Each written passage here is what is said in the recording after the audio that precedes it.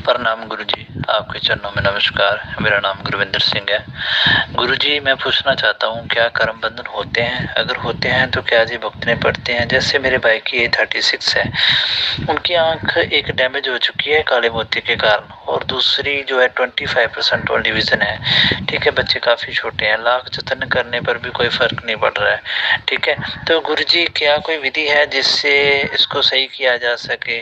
और दूसरा मैं ये जानना चाहता हूँ कि जैसे मेरे को ना सपने में नहर, जहाँ कोई बड़ा समुंदर, किसी बर्तन में भरा हुआ पानी ऐसा कुछ दिखाई दे रहा है, क्या ये सच्चाई है या मेरा वहम है? और मेरी थर्ड आई पर ना ऊर्जा ठहरी हुई है, क्या करूँ जो ऊर्जा इससे आगे चले, या फिर यहीं पर स्टे करनी चाहिए?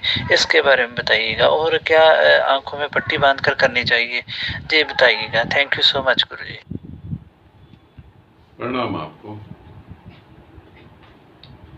मैं सभी साधकों को बोलता हूँ 2 मिनट का ऑडियो करें, मगर साधक भी मुझसे 10 कदम आगे होते हैं। वो एक 2 मिनट के ऑडियो में इतने सारे प्रश्न पूछ लेते हैं एक के बाद एक। पहले प्रश्न को लेते हैं, क्या कर्म बंधन होते हैं? हाँ, होते भी हैं और नहीं भी होते। कर्म बंधन का अर्थ होता है एक सोता हुआ व्यक्ति जो सपने देख रहा है। कर्म बंधन नहीं होते, जब तुम जाग जाते हो तो सपने नहीं होते। अब कर्म बंधन होते हैं, उनके हिसाब से हमें मुक्त होना होता, तो फिर हम कैसे करें?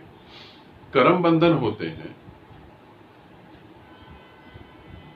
और जो तुम कर्म करते हो उसका तुम्हें भुगतान भुगतना पड़ता है। 50% उसका तुम्हें भुगतान भुगतना पड़ता है। 50% तुम्हें छूट होती है, आजादी होती है। क्या तुम उन कर्मों को अच्छे से ठीक कर सकते हो? क्या तुम ठीक कर सकते हो? उसके अपोजिट कोई कर्म कर सकते हो? यूं समझो, तुमने एक व्यक्ति को गुस्सा करा और गुस्से में उसे थप्पड़ मार दिया। अब गुस्से में थप्पड़ मार दिया, वो तुम्हें थप्पड़ नहीं मार पाया। ये तुम्हारा एक कर्म हुआ कि तुमने उसे थप्पड़ मार दिया, वो तुम्हें नहीं मार पाया। अब वो बद्दुआएं देगा तुम्हें। कमजोर है, मार नहीं पाया, अब वो तुम्हें बद्दुआएं देगा। अब ये बद्दुआएं जो है वो तुम्हें लगेंगी, मगर नेक्स्ट डे तुम्हें लगा कि मैंने गलत करा।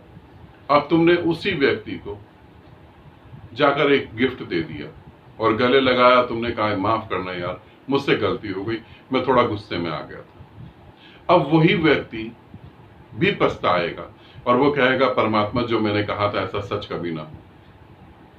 अब जो उसने बद्दुआएं दी वो तो तुम्हें असर करेंगी, मगर जो ये दुआएं उसने दी ये तुम्हारी उस पावर को बढ़ाएंगी ताकि तुम उस कर्म से लड़ सको और उससे पार चले जाओ।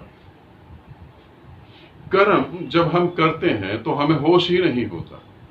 काफी सारे लोग जो यहाँ दुख भोग रहे हैं, जब मैं उनसे बात करता हूँ कि कहीं आपने ऐसे कर्म तो नहीं करे, वो कहते हैं बिल्कुल ऐसे कर्म नहीं करे, हमने तो बल्कि शुभ करा है। उन्हें होश ही नहीं होता। जहां मैं रह रहा हूं, यहाँ एक व्यक्ति ऐसा है, उसके पास काफी पैसा है, बहुत पैसा है। वो अपनी कार को कहीं भी खड़ा कर देता है और उस कार खड़े होने से वो गली पूरी जाम हो जाती है। पूरी सोसाइटी में उस व्यक्ति से सबको प्रॉब्लम है और उसे इस बात का होश ही नहीं है। अब पूरी सोसाइटी में बहुत सारे लोग उसे बद्दुआएं देते होंगे, अब उसे अपने पैसे की वजह से होश नहीं है, मगर ये बद्दुआएं तो जाके उसके परिवार में उसको जरूर दुख पहुंचाती होंगी।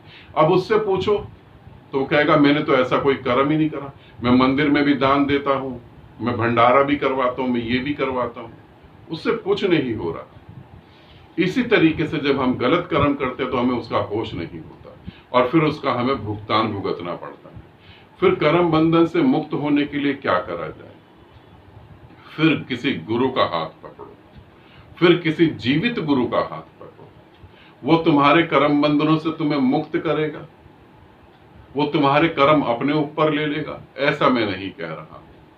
वो तुम्हें ध्यान साधना में ले जाएगा, जहां से तुम्हें शक्ति मिलेगी और तुम अपने कर्मों से लड़ के आराम से पार हो जाओगे। जहां 100% भुगतना था वहां 1% ही भुगत पाओगे। इतनी पावर आ जाएगी कि तुम उस 100% कर्म को 1% में भुगत के आगे निकल जाओगे, मगर भुगतना फिर भी पड़ेगा। यूं समझो कि एक आदमी है, उसने बिजनेस करा, बिजनेस में पूरा घाटा हो गया, पैसा ब्याज पे लिया था, सब डूब गया।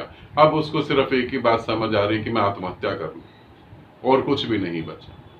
मगर वहां कोई एक व्यक्ति और उसके साथ जुड़ा हुआ है, वो कहता है आत्महत्या नहीं करो, कुछ और भी उपाय करे जा सकते हैं। क्या मकान को गिरवी रखा जा सकता है?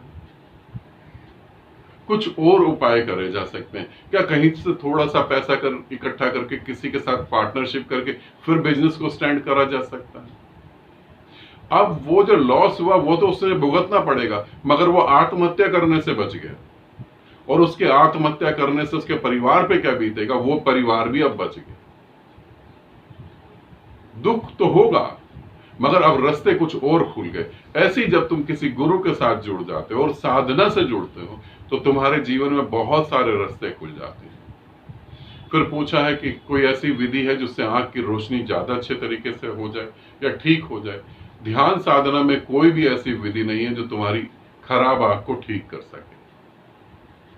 उसके लिए तुम्हें कोई बहुत अच्छा आंखों का डॉक्टर चाहिए होगा जो तुम्हारी मदद कर पाए।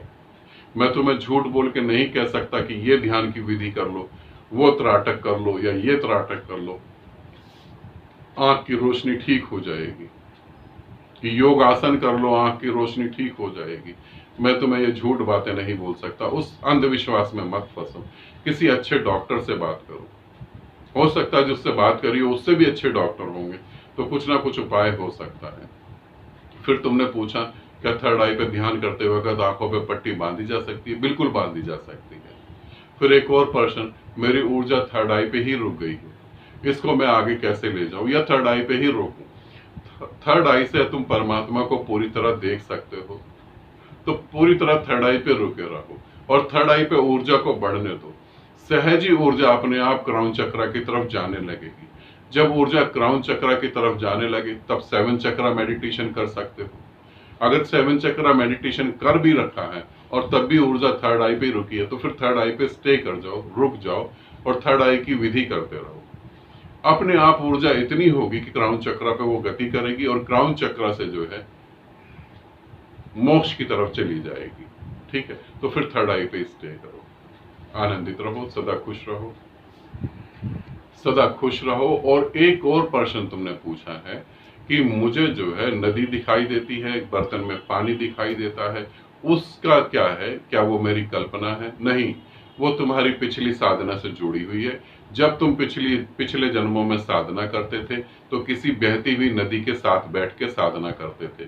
साधना में गति करने के लिए तुम जब साधना करो तो अपने पास में पानी रख सकते हो किसी बर्तन में, या किसी नदी के पास बैठ के साधना कर सकते हो, या तुम जैसे सिख हो तो गुरुद्वारे में सरोवर होता है, वहां पास में जाके बैठ के साधना कर सकते हो।